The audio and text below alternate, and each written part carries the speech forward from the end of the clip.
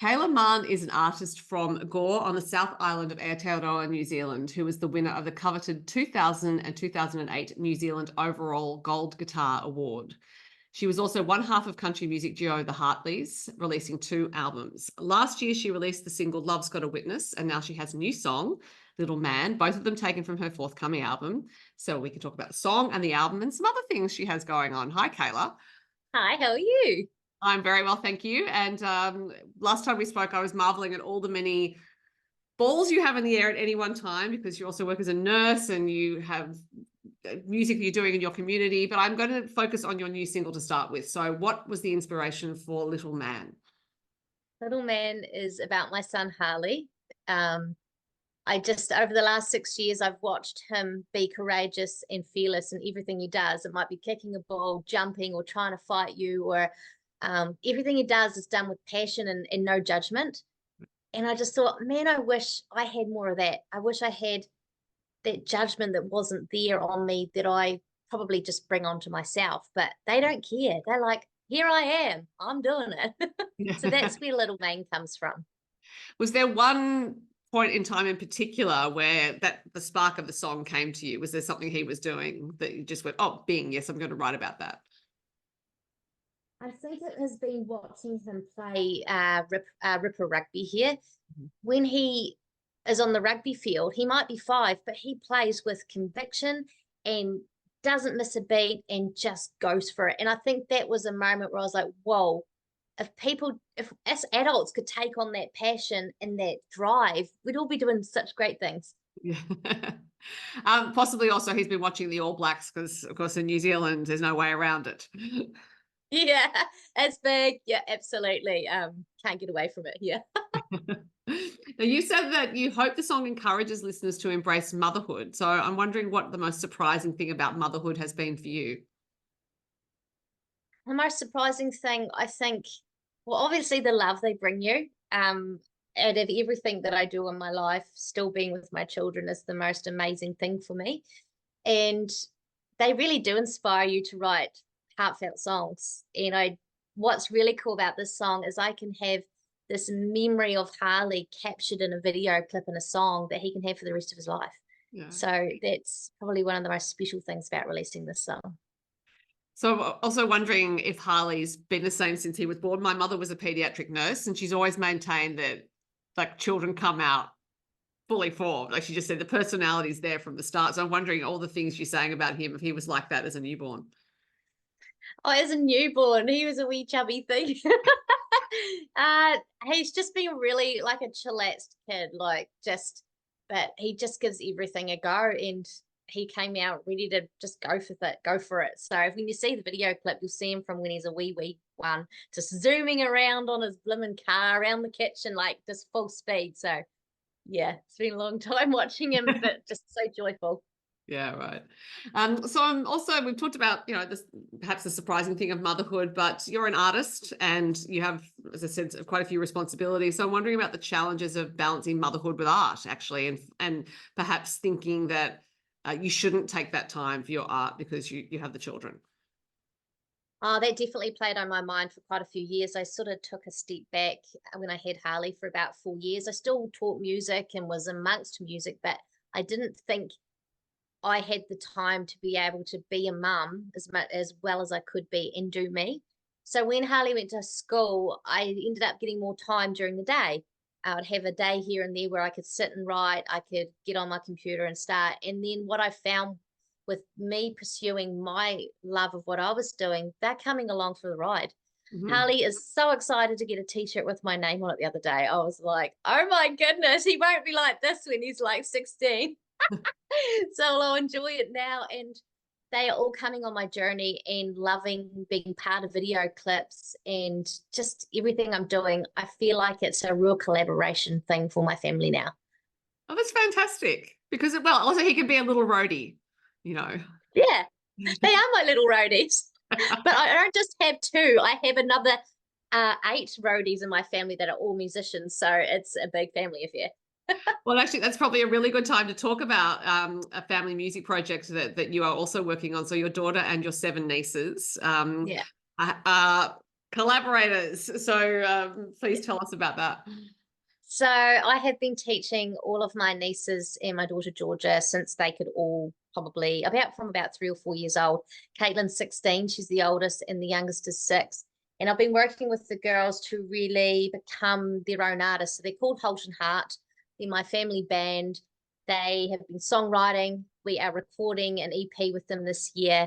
They play bass, guitar, ukulele, Cajun drum, mandolin, tambourine. They all play all the instruments. So it's just so exciting. And I cannot wait for the world to see what these girls can do because, man, I'm proud of them. Where do you rehearse? I've got a bit of a studio room at home and it's literally got speakers, fallbacks, cords, microphones everywhere.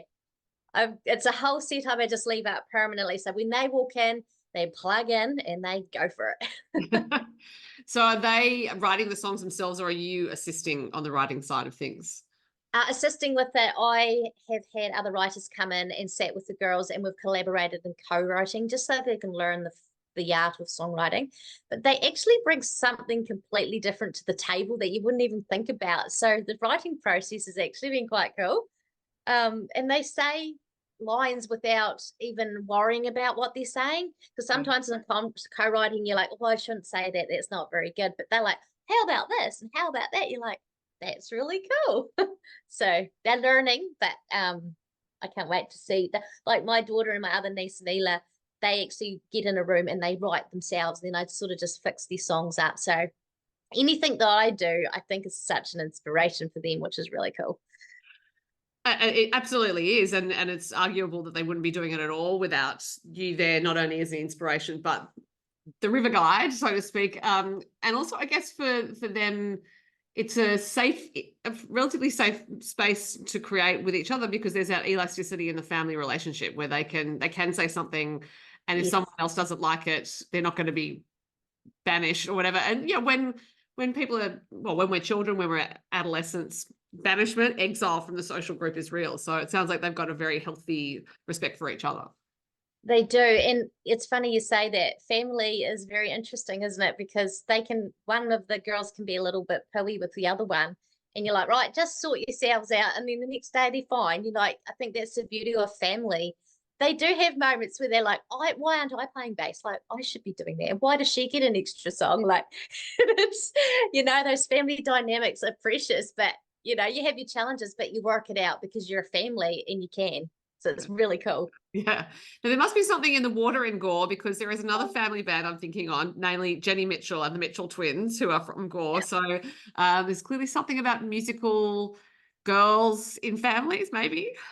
Well, Jenny and I are very fortunate to both be brought up with our local Gore Country Music Club. So I sang with Jenny's father years and years ago when I was 12 on the big stages down here. And Jenny and I have come from the Gore district, and their families are all about music. So it's a really great situation that we've been able to be brought up down here.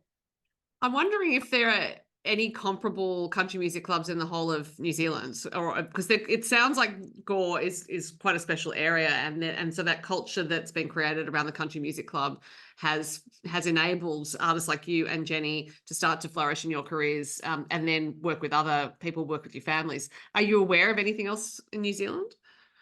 Yeah, there's definitely lots of other clubs throughout New Zealand that put on different awards. They're all over the country, but Gore is the capital of country music. So I think we're really lucky that we have that here. And actually, we have Jenny Mitchell and a filming crew have actually done a documentary on our club and the history of gold guitars for the last 50 years. And that's going to be premiering in May. And we're going to be on it, the girls and myself and everyone else in the club. So that's going to be super special. So that it sounds fascinating as well. So I hope I find out when it's on. Maybe you can post something on your social media when it happens. Another thing that's coming up in your area is the Tussock Country Music Festival. Now you're importing Fanny Lumsden for that, but you're going to perform in it. When's that taking place?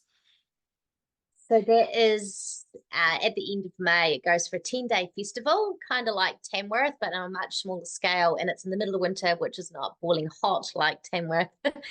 So we have Fanny coming over. I think there's some other Australian artists popping over. Lots of different tutorials and shows. It's going to be, it always is a great time. And it's like Christmas for me because you get all, the people in the music industry together. You have fun and, oh, it's just going to be so fun. So yes, I am performing there with a very well-known artist, Mel Parsons. Mm-hmm. I get to sing on a show with her here, and I also help run the Gore Gold Guitar Awards. So it's another big thing for me to do. So is the festival like Tamworth also in that it takes place in venues rather than in a paddock, as I like to say? Yeah, everything's in a venue because it's so cold. Well, you're looking at around 3-degree days. So apart from freeze your bits off busking. So you literally freeze your bits off busking throughout the weekend, and the name suits it really well. Yeah, right. Well, it sounds fantastic. So people from Australia can go, of course, and people from other parts of New Zealand. It sounds like a very civilized festival. I always think when they're in venues, it's like, that's a nice way to do it. Now, speaking of your upcoming album from which Little Man is taken, you traveled to Nashville to make the song and the album it comes from. What prompted you to go there? I'd already met my producer about 7 years ago. I did a single called Do You Ever? And so I'd already had that relationship with him, but I also started writing with one of his good friends, Ryan Sulstad. Mm-hmm. And the more we wrote together, the more I thought, actually, I want to be in Nashville with my co-writer to really get the best out of my songs. So that's why I decided to go over there, was because of the people that I knew. And and because of my co-writer, really.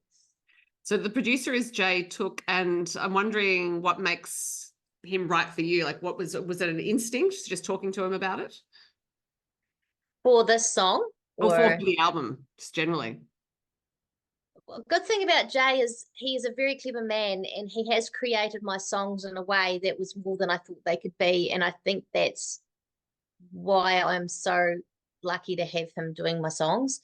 Like even with Little Man, he's just captured those moments of strength and then the love. And so, yeah, I'm really, really impressed with what he's created with my songs that come from a vocal and a guitar, and that's it. Yeah. So after you spend some time in Nashville, I imagine you're writing and recording, and then you go home and there's a bit of back and forth over Zoom perhaps, or just sending files back and forth to check. Does it feel a little disjointed, or is it just these days, because of the way everyone's working, it just feels like a continuation of everything that you did before? Definitely a bit of back and forth with mixes and just trying to get things right. It definitely takes time. And what I've learned through this process is sometimes things just don't work out the timing you want them to be. So you just have to let it go and go, it's just not meant to be right now. Yeah. So hopefully this year I have a wee bit more of a plan where I'm getting my songs out on time and all that sort of thing. But it definitely throws some challenges your way when they're completely out of your hands, the things that happen. Yeah. Well, and yeah, releasing things does take more work than it looks to the outside perspective, I think. It looks like, oh, a song just comes out. But of course, you got to get it onto a distributor and they have to make sure it's on the streaming platforms. And then you have to make sure that people know that it's coming and pre-save. So there is a lot to think about. There's so much work behind the scenes. I didn't realize how much artists did until I got back into it. Because years ago when I was releasing, you had your distributors did stuff and your PR, but there wasn't the same social media vibe back then. And now I'm like, wow, this is crazy. Yeah, like I've just had to learn so much about social media, about getting myself out there and not caring about, what people are going to think. And yes, it's been such a learning process for me. Which is a hard part of it, I think, the not caring about what people think, because as a performer, you're used to getting on a stage and the audience might be there and maybe someone's taking video and someone else sees that. That's one way of being exposed to other people's opinions. And that's the way you're used to. But social media is a different game. It can be a different audience altogether. It's totally different, but I don't know where we'd be without it now, because it's a way to get our music out and get known, whereas before that wasn't there.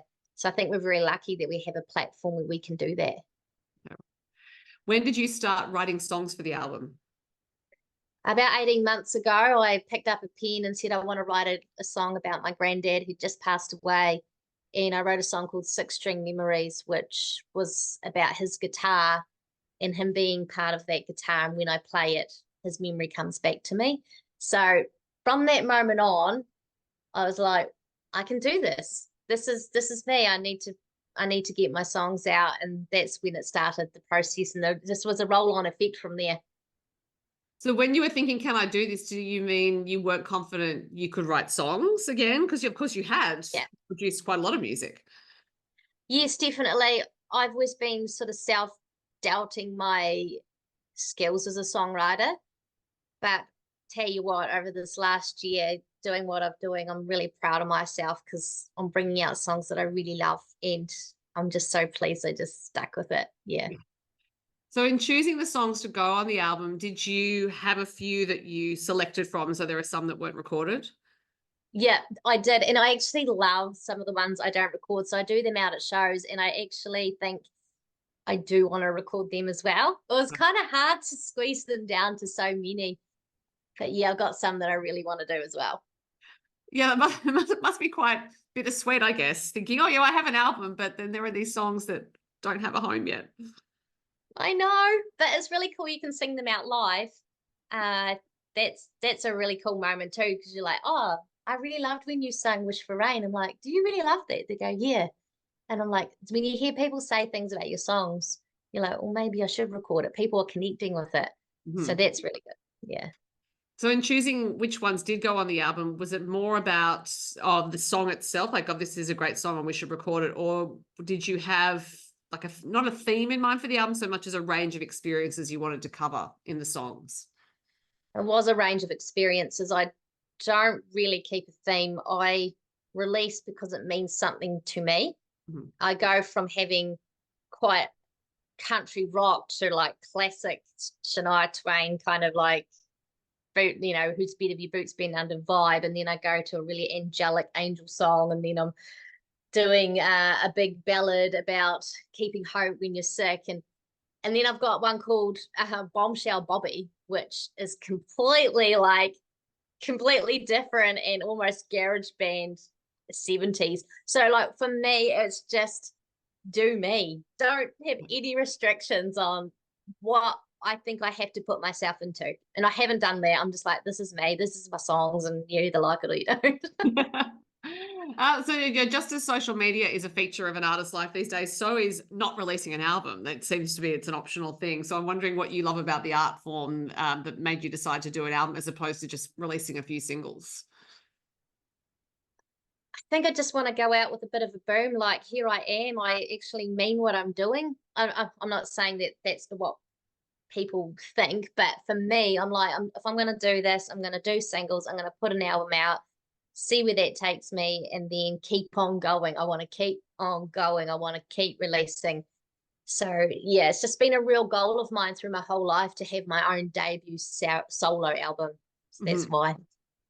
So given that you're working with your daughter and your nieces on their projects, and it sounds like it's a producer-esque role in a way, and that you're helping them produce this music, and you've had a producer in the United States, but you have these songs you have not yet recorded. Would you consider producing your own recordings? Oh, producing mine, absolutely. I would love to do that. I'm actually working with my niece in Georgia, my daughter, with their recording, and I'm going to sit in and sort of be a little bit more involved with how that's developing as well. It's going to be really, really challenging having the 8 of them in the studio, but watch this space. Because I'm more thinking, given that Gore's such a strong country music center, you could have a country music studio.